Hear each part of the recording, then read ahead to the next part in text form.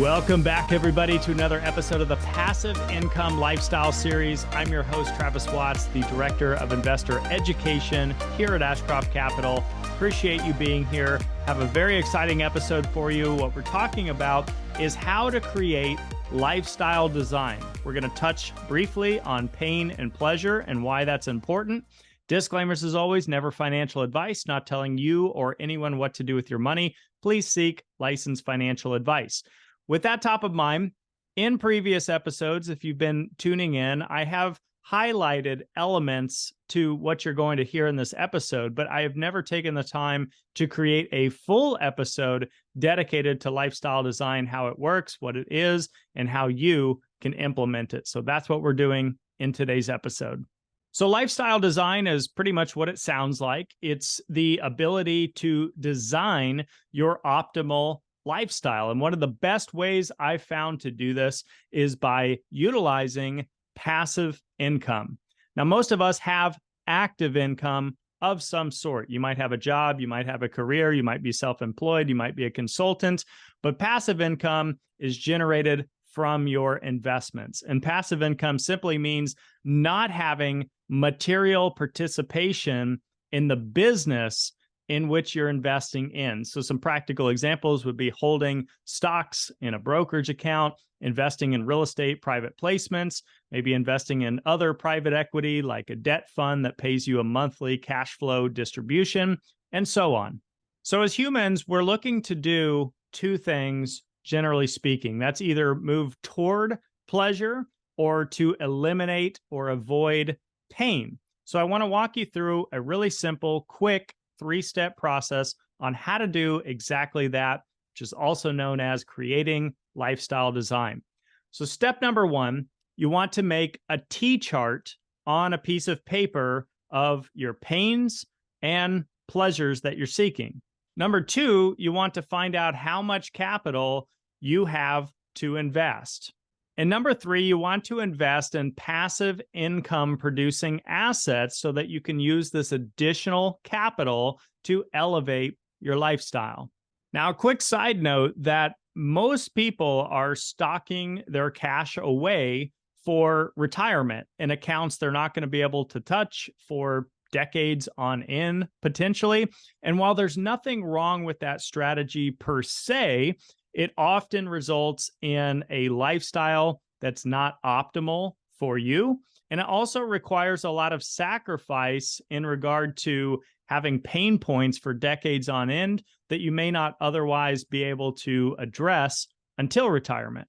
So let's take a quick look at an example of someone who has an active income source and the ability to invest. In this example, we'll call him Robert. And we'll say that Robert begins by creating, step one, the T-chart of his pains and pleasures. And part of his pains are working in the yard, having to clean the house, and feeling a lot of stress at the end of the week when he leaves his job.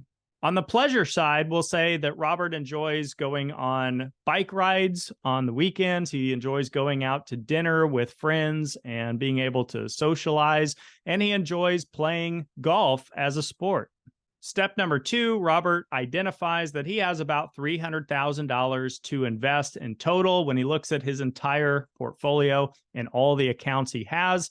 And step number three, he decides to invest at least partially for passive income in his overall portfolio. So those are the three steps in recap. Now let's look at what Robert could potentially do if he chose to do it with his investments. Robert could theoretically diversify his $300,000 into 6 different investments that are all cash flowing and passive income focused. We'll say that his average annualized return on investment or yield is about 8%.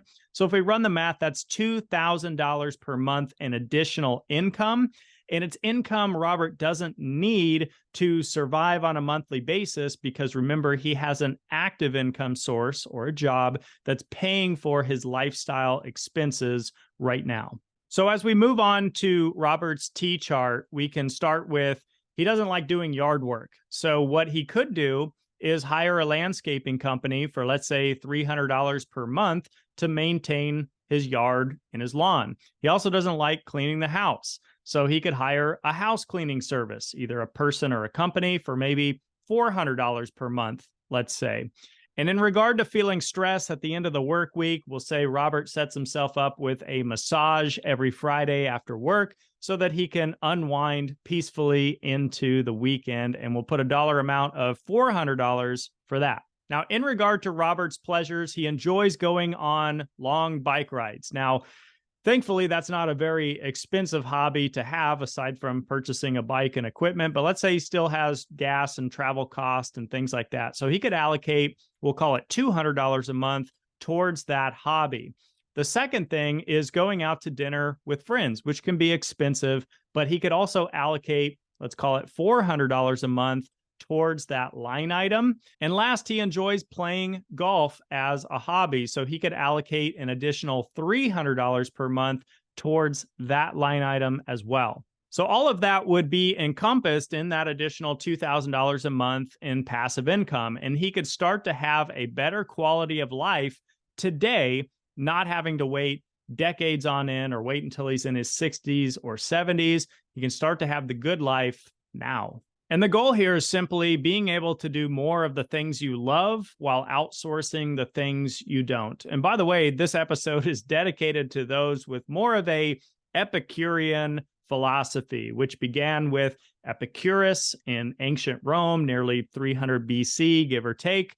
And the idea was that Epicurus would hold thoughts in his mind of pleasures, desires, and lifestyle with the belief that by doing so and by obtaining luxuries, this would lead to overall happiness and fulfillment.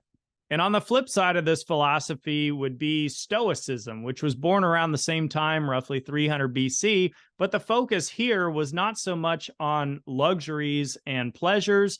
It was just focusing on the basic life essentials like shelter, good health, friendship, and wisdom. The belief here is that happiness could be obtained without the need for material possessions or luxuries.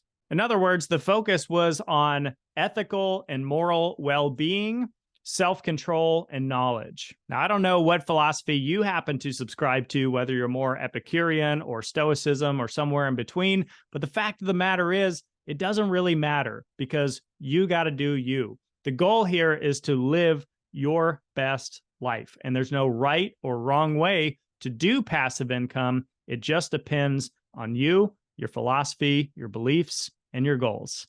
You're listening to the Passive Income Lifestyle Series. I'm your host, Travis Watts. If you ever have questions, want to take a deeper dive, or learn more about what we're doing here at Ashcroft Capital in regards to passive income investments through multifamily real estate, reach out to me, travis@ashcroftcapital.com, or you can visit AF3 for current offerings and opportunities. Truly appreciate you being here. Thanks so much for tuning in. Until next time, have a great week, everyone.